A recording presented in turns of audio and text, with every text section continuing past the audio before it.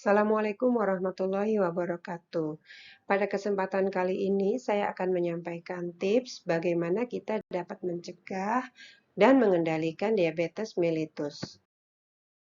Tercatat sebanyak 537 juta orang dengan diabetes di dunia, atau 1 dari 10 orang hidup dengan diabetes.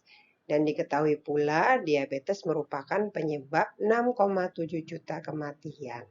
Sesungguhnya 50% dari diabetes dapat dicegah. Orang dengan diabetes memerlukan perawatan dan dukungan untuk mencegah terjadinya komplikasi. Orang dengan diabetes mellitus dapat memiliki sejumlah gejala, yaitu sering kencing, sering haus, dan cepat lapar. Dapat pula disertai penurunan berat badan, cepat lelah, luka sulit sembuh, kesemutan atau baal, penglihatan menjadi kabur, sering mengalami infeksi genital atau kelamin, dan mempunyai masalah impotensi. Pada orang DM terjadi gangguan metabolik menahun akibat pankreas tidak cukup memproduksi insulin atau tubuhnya tidak dapat menggunakan insulin secara efektif.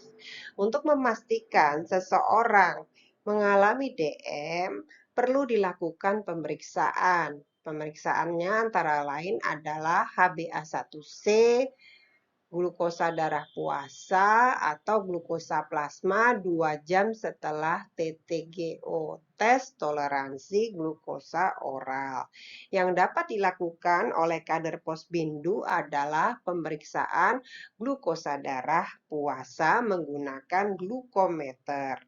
Hasil dari pemeriksaan apabila didapatkan kurang dari 100 berarti normal, 100 sampai 125 prediabetes, dan lebih atau sama dengan 126 itu diabetes.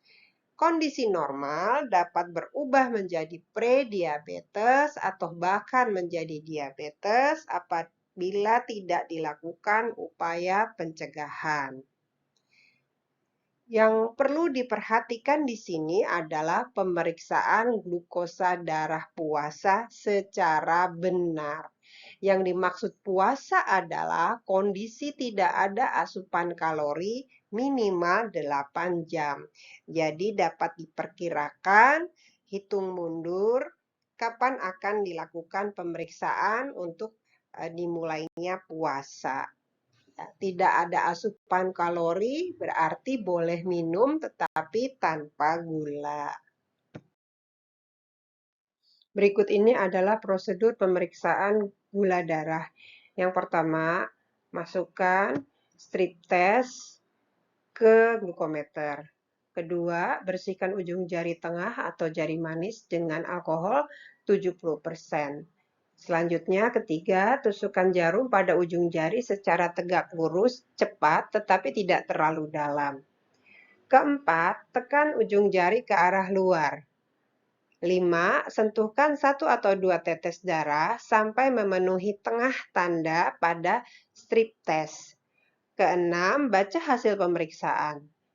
Dan selanjutnya buang bahan habis pakai dan jarum ke safety box, kemudian kita kubur. Kapan pemeriksaan gula darah dilakukan?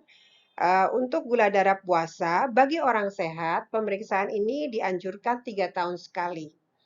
Bagi orang dengan faktor resiko DM, itu dilakukan setahun sekali. Dan bagi penderita DM, dilakukan pemeriksaan sebulan sekali. Apa saja faktor resiko seseorang untuk dapat mengalami DM? Yang pertama adalah obesitas. Mempunyai anggota keluarga dengan diabetes mellitus. Berusia lebih dari 40 tahun, merokok atau sering terpapar asap rokok. Mempunyai kadar kolesterol LDL yang tinggi, HDL yang rendah, atau trigliserida yang tinggi. Istilahnya di sini dislipidemia. Sering mengonsumsi makanan tidak seimbang. Jadi lebih banyak makan siap saji, kurang sayur dan buah. Untuk ibu-ibu, pernah melahirkan bayi lebih dari 4 kilogram atau kurang dari 2,5 kilogram. Mempunyai riwayat kehamilan dengan gula darah yang tinggi, kurang aktivitas fisik, dan hipertensi. Orang-orang dengan resiko DM ini harus melakukan upaya pencegahan agar tidak menjadi DM. Agar seseorang yang mempunyai faktor resiko DM atau sudah diketahui dia prediabetes untuk tidak menjadi diabetes perlu dilakukan upaya pencegahan.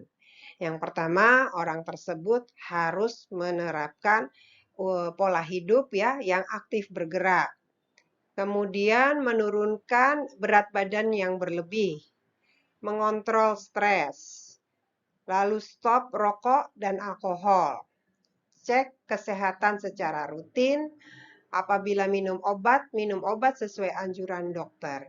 Dan ini yang penting yaitu memonitor gula darahnya. Ya, orang yang mempunyai faktor resiko DM harus periksa gula darah minimal setahun sekali. Ya, kemudian orang yang sehat harus periksa minimal 3 tahun sekali. Periksa tekanan darah secara teratur. Nah, terkait diet, ini yang perlu diterapkan. Yang pertama adalah diet yang seimbang, kemudian kontrol porsinya, jangan terlalu banyak. Pilihlah diet yang kaya serat ya, yang banyak sayur dan buahnya. Hindari makanan olahan. Batasi minuman manis, lalu pilih diet dari biji-bijian yang utuh.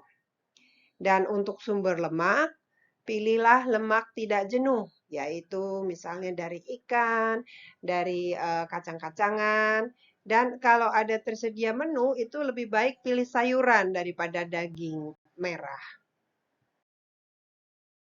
Diabetes mellitus harus dikendalikan, atau kadar gulanya harus dikontrol, sehingga tidak terjadi komplikasi. Komplikasi diabetes berdasarkan jangka waktu ada dua, yaitu jangka pendek dan jangka panjang.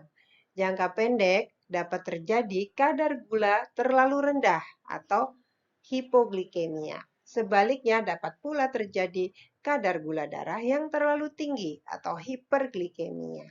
Dalam jangka panjang dapat menyebabkan timbulnya beberapa masalah, antara lain stroke, kerusakan ginjal, luka yang tidak sembuh-sembuh, bahkan harus diamputasi, gangguan penglihatan, penyakit jantung dan pembuluh darah, dan sering mengalami baal atau kesemutan.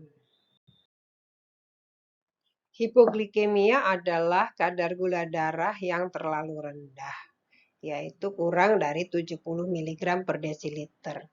Nah, orang dengan hipoglikemia itu mengalami sejumlah gejala, yaitu gemetar, detak jantung yang cepat, keringat berlebihan, pusing, cemas, lapar, penglihatan kabur, badan terasa lemas, sakit kepala, dan gundah. Kenapa sih orang DM ini bisa mengalami hipoglikemi? Pertama, dia terlambat makan atau tidak cukup makan, lalu melakukan aktivitas fisik berlebihan, atau mengonsumsi obat diabetes atau suntik insulin tidak sesuai dengan anjuran dokter. Nah, apabila mengalami hipoglikemi, disarankan orang tersebut segera mengonsumsi larutan gula atau makanan tinggi gula, misalnya permen. Sebaliknya adalah hiperglikemia, yaitu gula darah yang sangat tinggi lebih dari 300 mg per desiliter. Orang yang mengalami hiperglikemia itu biasanya mengalami sejumlah gejala, yaitu merasa kehausan, kulitnya terasa kering, mengantuk, lapar, lukanya lama sembuh, sering buang air kecil, dan penglihatan buram. Dan hal ini terjadi apabila orang dengan DM ini tidak mengikuti saran dokter ya, minum obat sesuai anjuran atau tidak melakukan diet ya yang dianjurkan. Upaya pengendalian diabetes antara lain mengatur pola makan dengan memperhatikan jenis, jumlah, dan jadwal agar penderita DM memiliki berat badan ideal dan gula darah terkontrol. Cek gula darah sebulan sekali. Lakukan aktivitas fisik secara teratur dengan durasi 30 menit per hari atau 150 menit per minggu dengan intensitas sedang. Minum obat atau suntik insulin sesuai anjuran dokter. Dan setiap 6 bulan sekali pengobatan ini dievaluasi oleh dokter ya. Mencapai dan menjaga berat badan ideal, berhenti merokok dan minum alkohol, dan yang terakhir adalah mendapatkan dukungan keluarga agar penderita DM patuh minum obat dan mengimplementasikan atau menerapkan gaya hidup sehat. Orang dengan diabetes hendaknya menerapkan diet diabetes yang memperhatikan jadwal, jumlah, dan jenis. Untuk jadwal, makanan utama 3 kali per hari dengan selingan 2-3 kali porsi kecil.